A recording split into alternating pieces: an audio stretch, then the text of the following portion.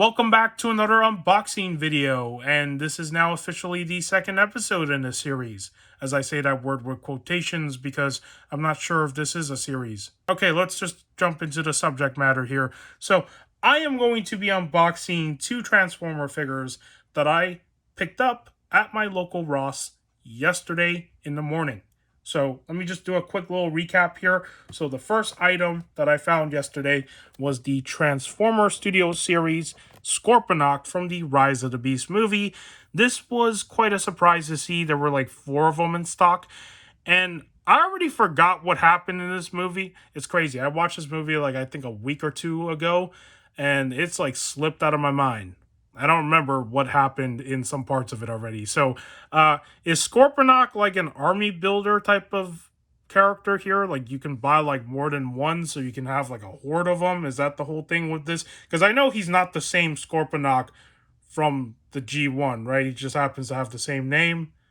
Or this is from the Beast War. I get this confused all the time, because there's Scorponok from the G1, and then there's Scorponok from Beast Wars, which is not the same Scorponok. I don't remember my lore. Okay, you know what? It's fine. Someone could correct me in the comments below if you want to, alright? So the point is I did find this, and there were 4 of them, which was actually pretty cool. So these are showing up at Ross now, so if you don't have this particular figure and you avoided it because you didn't want to pay full price for it, well, go to your local Ross stores because they are showing up now, apparently. So that's cool. And yeah, here's the price tag right there. It's $7.99, so pretty cool. And of course, you have the other sides of the boxes, and you got the back side here. And I will do a proper review for this one in the future. It might actually be part of my Halloween-themed review for the month because it does look like a monster, right? So maybe. Okay, for the next item, it is Chromia from Legacy United. And this is probably the most luckiest find yesterday because I have wanted this figure for a while, but I just never wanted to pay full price for it because I knew eventually it would probably go on sale, but I never saw any sales for the figure.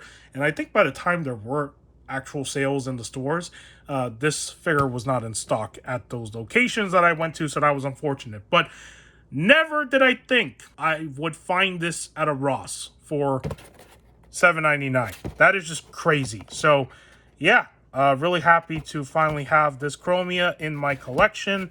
And these boxes are always nice to look at. They always have like a really cool design here.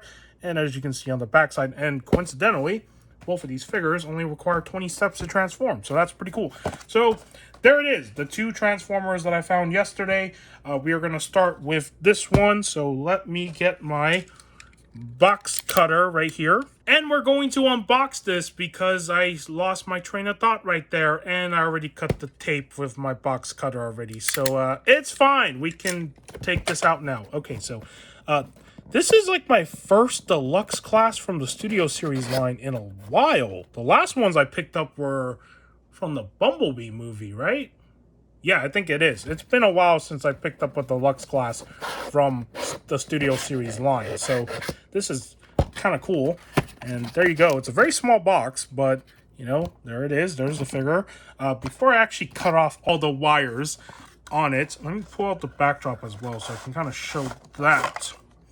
Okay, let's take all this out. So here's the backdrop that he comes with, which is pretty much like a smaller version of the backdrop that comes with the Voyagers. They all have the same sort of like jungle background. So there's that. You got your information thing, right, as usual. And the instruction manual, pretty cool. It's in a blue color. Never seen a blue color instruction manual from Transformers before. All the other ones I have are like either purple or red, so that is different. Okay, there's a little backdrop thing. And now, here is the figure, still stuck inside the plastic sort of thing. So I'm going to be cutting all of this off slowly, and this is going to be a mess for sure. So there's that. Is there any... There's definitely wires on the back, right? Oh, there are so many wires. I don't like these wires. You know, sometimes that whole plastic clamshell thing is much better. You know, anime packaging, if you've seen anime packaging, how they have like a clamshell where they store the figures inside it, and you just like lift that thing off and you could take everything out, and you could also like put the figure back in. I wish we had more packaging like that. That's sort of like nice premium packaging for like most of these figures, because you know, it's such a good way to just like keep everything in place. And also, if you don't want to lose any of the accessories, you have like the ability to store it all back in. Because like the Best Action TMNT line of figures, they use that kind of packaging style. So I don't know why, you know, Hasbro doesn't do it. But, well, it is Hasbro, so you don't really see them do any of that. Okay, did I get them all? Did I get all the stuff? Or is he stuck in there? Why does it feel like he's stuck in there? Oh, he is stuck in there. What is going on here on the back side? I am so confused.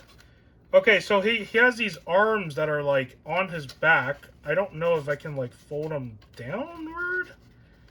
Okay. Like, do you see this? I'm not even showing it. That looks like a... Okay, yeah. You see that? He's like literally stuck in there. Am I missing something here? This is why I don't like these wires, because there's always something that's stuck. You'd think you got all of it, but then... Oh! That's probably what it is. It's the fact that I didn't cut this side. Okay, there we go. Wait, I did. So why is he stuck? Okay, he's not stuck anymore. Okay, is he still stuck? No, he's still stuck. I keep forgetting there's another one. Okay, there we go. And sometimes I just can't even see them. And then there's one more for his tail thing. Come on. Okay, there we go. Well, that was horrible. And now I have trash everywhere, but that's okay. That's fine. All right. He's free. So he has his own weapon accessory, which is his tail. So that's kind of cool. Let's take a look at that. I do like the fact that there's actual articulation on this tail. Like, you can actually bend it like this, right? It's very simple, but that's still effective. And yeah, this is actually really cool. So nicely sculpted. We also have, you know, Scorponok himself, which kind of reminds me a little bit of an Insecticon. Yeah, Insecticon. Like Kickback and Waspinator, that sort of vibe. That's kind of cool because, you know, now that I think about it, I don't have any Transformers that look like a bug. This is probably the first one that I have, I think. So, cool. So there's Scorponok. There's the backside of him. You got all these little details. That's actually really nice. Alrighty. He is free now. And that is the first figure. Let's move on to the second figure. Here it is. And there is all this plastic stuff on here. Let me just move that out of the way. So there is Chromia. Let's cut open the box from top part. Yeah, top part. Okay. I think that's easier. I don't think there's any more tape, is there? Doesn't look like it. Okay. Gonna now pull this upward, right? Come on. Why is this stuck? Oh, there we go. Okay. What a struggle sometimes. Oh, there we go. That was clean. Cool. So, we got our paperwork. We got our instruction manual. And interestingly enough, the instruction manuals are always like very big for these legacy figures. I wonder why that is, because, you know, all the instructions for Studio Series are like folded in a more tinier way. But this one, it's like a giant sheet of paper right here. Yeah, so there's that. And there we have the figure inside all of this. And we do have the little accessory thing. So let me cut that out. There we go. Should be easy. Yep, rip that apart. Take that all out. Okay, throw that there. And now all these wires gotta go. So let me try to cut every single one of them. So there's one right there. There's one right up here. Another one on this side. Right. Yep. There's that. There's that. And is there another one I'm not seeing? No. Okay. Now I just got to pull these outward. There we go. It's free. Now she's free from her cardboard prison. And that's a pretty good looking Chromia figure. I have the the Siege version of Chromia. It's completely different mold, looks different. This one is based on her... What's it based on? Cyberverse. I think it's from that show. I've only watched like 2 episodes of it. Never got a chance to finish like most of the season. Probably should catch up on that. It's only like 10-minute per episode, so it's very short. But yeah, pretty cool looking Chromia for sure. So I do like the design here.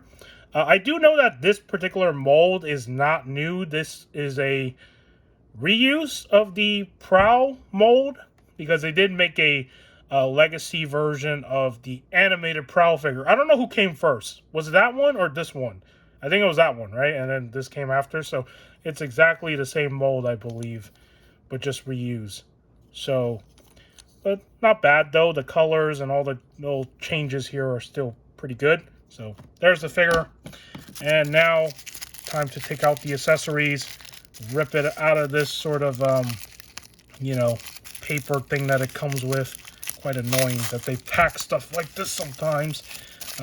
As much as I would love to keep this paper packaging, I do not want to, because there's enough of this. I already have like a few of these that I've kept actually, because, you know, why not? Okay, I'm just gonna rip all this out. Come on, take all this out, please. Okay, there we go. I'm like shredding through the paper now. Come on, get whatever's in there out of there. It's just like stuck in. Okay, there we go. There's one. There's the other one. Now, where is it? Where did it fall to? Oh, here we go. Whoa, we got fidget spinners. Oh, no, they're not fidget spinners. They're like the shuriken thing that Prowl throws. So, yeah, they look like that. They're just, like, repainted. I believe they're the same accessories, too. So, yeah, it's just all blue. I wonder how this works. I actually wonder how you're supposed to put this on the figure, actually.